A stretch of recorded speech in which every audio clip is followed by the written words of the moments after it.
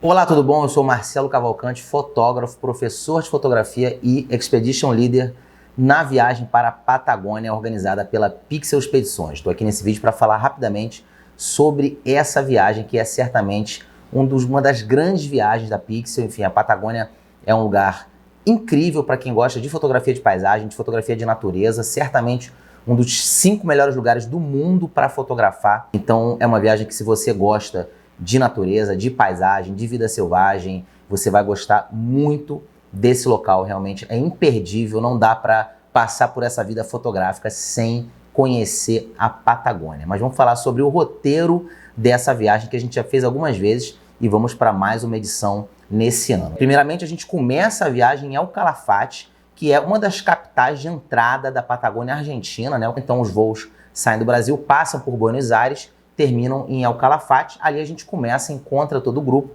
fica num hotel muito bem localizado na cidade. A cidade é muito charmosa, muito confortável, tem bares, restaurantes, lojinha de souvenir, loja de casaco, enfim, é uma cidade completa. A gente passa um dia ali para todo mundo poder chegar, faz um briefing inicial sobre a viagem e no dia seguinte a gente sai de van bem cedo em direção, aí sim, ao Parque Nacional Torres del Paine, no Chile. Então a gente vai circular por uma estrada que atravessa esse pedaço da Patagônia, cruza a fronteira, se aproximando do parque, que fica muito próximo da fronteira. Vamos dar uma esticada até Puerto Natales, que é uma cidadezinha ali já no Chile, que também é muito interessante. A gente almoça lá, faz umas fotos por lá também, que tem bons lugares fotográficos para a gente explorar. E finalmente, no final do dia, a gente vai se aproximando do hotel, que já fica dentro do Parque Torre del Paine, e ali a gente vai passar os próximos 3 dias hospedado nesse hotel, que realmente é fantástico, tem uma vista para as montanhas frontal incrível. Então é certamente um hotel que você vai gostar muito. Estou bastante ansioso para voltar lá.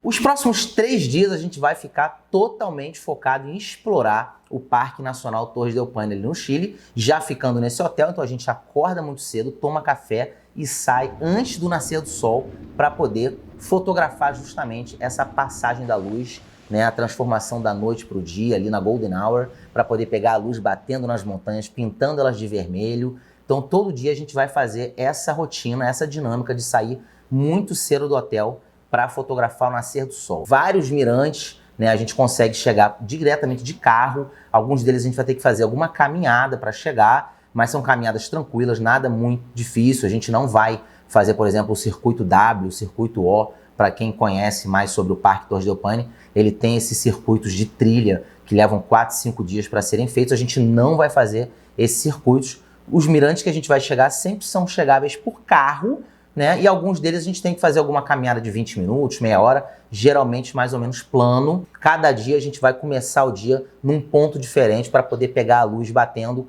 de forma diferente no complexo de montanhas de Torres del Paine, porque o parque é tão grande, tão espalhado, que determinados pontos do parque você só consegue ver parte das montanhas, do outro lado você vê outra parte. E a dinâmica durante o dia vai ser essa: fotografar o nascer do sol, depois a gente descansa um pouco, continua fotografando já com a luz diurna, porque mesmo ali na luz dura, que a gente considera que seria de 10 até 3 da tarde, o sol nessa região, nessa época do ano, ele não vai tão alto como aqui nos trópicos, né? Então você não tem essa luz dura de meio-dia que a gente está acostumado a ver aqui no Brasil. Você tem sempre uma luz mais ou menos baixa. Então durante o dia todo dá para a gente fotografar muito até o pôr do sol, que a gente também vai escolher um ponto estratégico cada dia para poder pegar essa luz entrando pelas montanhas, passando pelas árvores, enfim. É um lugar que é muito impressionante a quantidade de fotos que a gente consegue extrair de um lugar como esse. Esse parque ele é muito habitado por muita vida selvagem também. Então vai ser muito comum a gente estar se deparando com grupos de guanacos,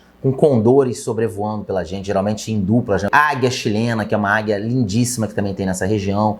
Os cauquenes, que são um pato símbolo do parque, né? Daquela região da Patagônia, são patos super coloridos, também lindíssimos de fotografar. Raposas também é comum a gente encontrar quando está caminhando por essas trilhas. E, eventualmente, a gente pode dar a sorte de encontrar um puma também, que é o grande topo da cadeia alimentar da região. É um bicho muito arisco, né?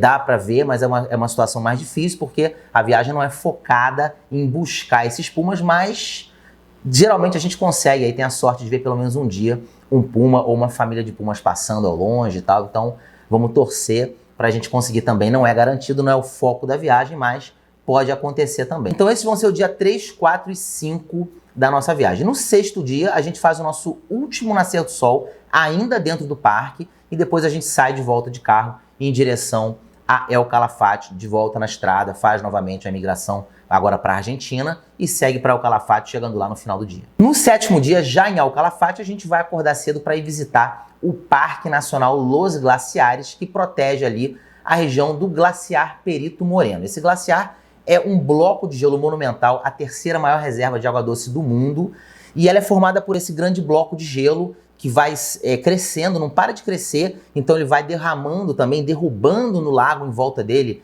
blocos e blocos de gelo, icebergs que vão caindo ali. A gente tem a oportunidade de ver esse espetáculo dessas pedras de 50 a 100 metros caindo. Tem umas passarelas, a gente vai circular por essas passarelas para poder fotografar ele de frente, de lado, tem umas que vão bem baixo, enfim. É um lugar fantástico para a gente visitar e a gente deixou para o último dia para fechar ali bem essa viagem. Volta para a cidade e tem a tarde livre para almoçar e o pessoal poder fazer umas compras, comprar um souvenir, um alfajor para a família, enfim, conhecer um pouco ali mais da cidade de El Calafate. No 8º dia de viagem, finalmente é o dia de saída de volta para as suas cidades, então a partir do aeroporto de El Calafate, todo mundo vai voar para o Brasil, para seus destinos finais, sempre fazendo conexão em Buenos Aires, e aí cada um vai pegar o seu voo aí para as suas cidades. Bom, falando rapidamente do clima, né, nessa região da Patagônia. Essa época, abril, é uma época belíssima para fotografar, porque você já está no outono, então as árvores já estão avermelhando, você tem uma mescla de árvores vermelhas, outras amarelas, outras laranjas, algumas ainda verdes,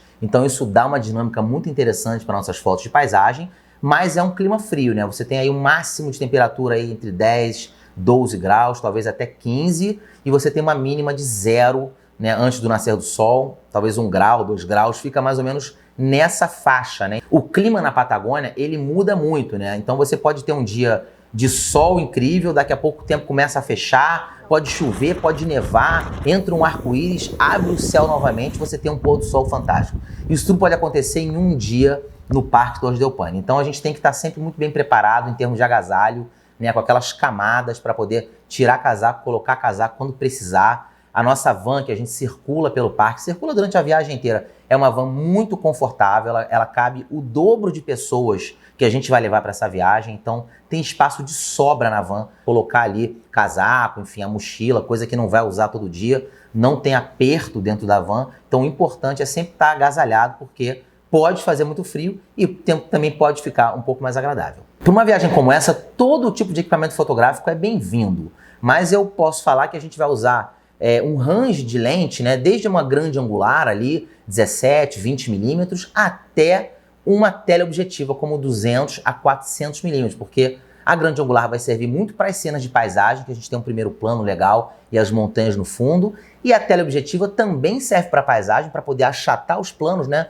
juntar árvores com montanhas, deixar tudo meio junto, e também para essas fotos de vida selvagem que vão acontecer fatalmente na viagem. Você ter uma tele ali vai ser muito útil para poder aproximar bem esses bichos. Além disso, a gente usa também tripé, principalmente nas cenas de nascer do sol e pôr do sol, quando tem menos luz, então fatalmente você vai precisar colocar a tua câmera num tripé para poder usar uma velocidade um pouquinho mais baixa, e filtros, né, especialmente filtros ND e filtro polarizador, para te ajudar a equilibrar a luz da cena de paisagem, né? Essas dúvidas de fotografia você pode tirar comigo no meu Instagram, me manda lá um direct que eu posso tirar suas dúvidas sobre tipo de filtro a levar, tipo de lente, câmera, enfim. Mas, de qualquer forma, todo equipamento é muito bem-vindo para poder captar essas imagens em Torres del Paine. E é isso, essa é uma viagem para quem gosta de aventura, para quem gosta de vida selvagem, de paisagem, de natureza, de estar inserido num local como esse, de poder vivenciar essa Patagônia que oferece tanto pra gente, porque ela realmente entrega